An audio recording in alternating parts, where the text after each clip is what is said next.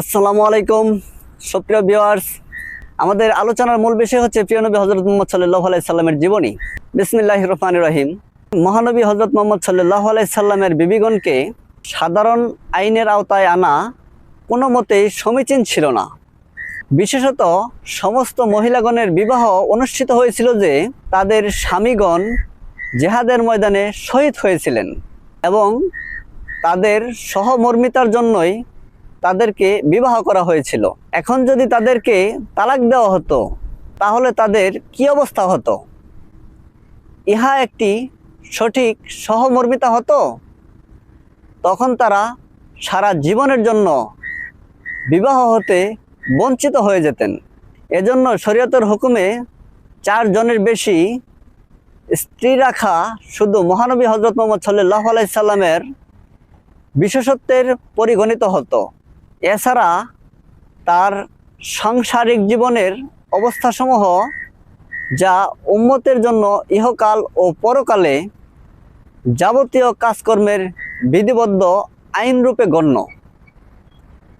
তা শুধু পবিত্রতমা বিবিগণের দ্বারাই পৌঁছাতে পারত এবং তা এমন একটি উদ্দেশ্য যে এর জন্য 9 জন বিবিও কম ছিল। এই বাস্তব অবস্থার উপর লক্ষ্য করে কোনো মানুষ কি একথা বলতে পারবে? মহানবী হযরত মুহাম্মদ সাল্লাল্লাহু আলাইহি সাল্লামের বৈশিষ্ট্য জৈবিক লোভ লালসার উপর নির্ভরশীল ছিল? নাউজুবিল্লাহ। এর সাথে এই কথাটি উল্লেখিত যে সে সময় সারা আরব ও অনারব মহানবী হযরত মুহাম্মদ সাল্লাল্লাহু আলাইহি সাল্লামের বিরোধিতায় দাঁড়িয়েছিল, তাকে হত্যা করার ষড়যন্ত্র করেছিল, তার উপর নানা রকমের দোষ ও অপবাদ আরোপ করে তাকে পাগল, মিথ্যাবাদী বলেছিল। মোট কথা এত কিছু করেছিল, কিন্তু কোনো শত্রু কি কোনোদিন তার উপর জৈবিক লোভ লালসা ও নারী সংগঠিত ব্যাপারে কোনো অভিযোগ তুলতে পেরেছিল? না, অবশ্যই পারেনি। এই ব্যাপারে কোনো লোকের বদনাম করার জন্য এর চেয়ে বড় আর কোনো হাতিয়ার ছিল না। যদি সামান্য আঙ্গুল রাখিবার সুযোগ হতো তাহলে আরবের কাফেররা, যাদের নিকট নবীর গড়ের খবর পর্যন্ত গোপন ছিল না, তারা সবচেয়ে বেশি অনুসন্ধান করে একে তার দোষ ত্রুটির মধ্যে গণ্য করত।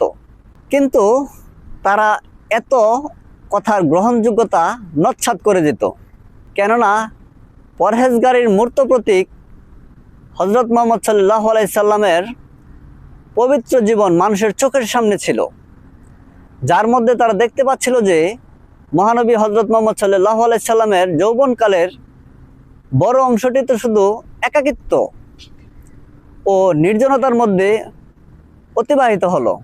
তারপর যখন তার বয়স 15 পৌঁছালো তখন হযরত খাদিজা রাদিয়াল্লাহু তাআলা আনহার পক্ষ হতে বিবাহের প্রস্তাব এলো, যিনি বিধবা ও সন্তানবতী হওয়ার সাথে সাথে 40 বৎসরে উপনীত হয়ে বার্ধক্যের জামান অতিক্রম করেছিলেন। তিনি মহানবী হযরত মুহাম্মদ সাল্লাল্লাহু আলাইহি সাল্লামের সাথে বিবাহের পূর্বে 2 জন পতির সংসার করেছিল এবং 2 ছেলে 3 মেয়ের মা হয়েছিল। মহানবী হযরত মুহাম্মদ সাল্লাল্লাহু আলাইহি সাল্লামের পক্ষ হতে তার প্রস্তাব বানচাল করা হয় নাই। অতঃপর বেশিরভাগ বয়সী এই বিবাহে কাটিয়েছেন, তাও আবার এমনভাবে যে হযরত খাদিজাকে ঘরে রেখে হেরা পর্বতের নির্জন গুহায় 1 মাস পর্যন্ত শুধু আল্লাহর ইবাদতে কাটাতেন। জীবনের বড় অংশই বিবাহে কাটিয়েছেন।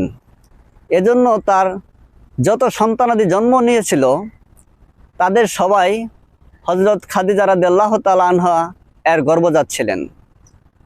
অবশ্য হযরত খাদিজা রাদিয়াল্লাহু তাআলা আনহার ওফাতের সময় তার বয়স যখন 50 অতিক্রম করল তখন এই সবকটি বিবাহ সংগঠিত হলো এবং শরীয়তের বিশেষ বিশেষ প্রয়োজনের আওতায় 10 জন মহিলা পর্যন্ত তার বিবাহে আসক্ত হন, যারা হযরত আয়েশা রাদিয়াল্লাহু তাআলা আনহা ছাড়া সবাই ছিলেন বিধবা, আর কেহ কেহ সন্তানবতীও। এইসব অবস্থা পরিলক্ষিত হয়ে আমি ধারণাও করতে পারি না যে কোনো সুস্থ বিবেক সম্পন্ন লোক মহানবী হজরত মুহাম্মদ সাল্লাল্লাহু আলাইহি সাল্লামের এই একাধিক বিবাহকে জৈবিক লোভ লালসার ফল বলে মন্তব্য করতে পারে। নাউজুবিল্লাহ। তিনি কোনো রাতকানা নবুয়ত সূর্যের জ্যোতিও মহত্বের মা দেখে এবং মহানবী হজরত মুহাম্মদ সাল্লাল্লাহু আলাইহি সাল্লামের চরিত্র, কর্ম, পরহেজগারি, পবিত্রতা, দুনিয়ার সব অনাসক্তি এবং পূর্ত পবিত্র জিন্দেগির সমস্ত পারিপার্শ্বিক অবস্থা থেকে চক্ষু বন্ধ করে রাখে, তাহলে স্বয়ং এই একাধিক বিবাহের সাথে জড়িত ঘটনাবলীয় অবস্থাসমূহ একথা বলতে বাধ্য করবে এই একাধিক বিবাহ নিশ্চয়ই কোনো মনের খায়েশের উপর নির্ভর করেছিল না, নতুবা সারা জীবন এক বৃদ্ধ মহিলার সাথে অতিবাহিত করে প্রায় 50 বছর বয়সে এই কাজের জন্য নির্ধারিত করা কোনো মানুষের জ্ঞান মেনে নিতে পারে না। আমাদের অনুষ্ঠানটি ভালো লাগলে একটি লাইক দিবেন, সবাই সবার জন্য দোয়া করবেন। আসসালামু আলাইকুম রহমতুল্লাহ।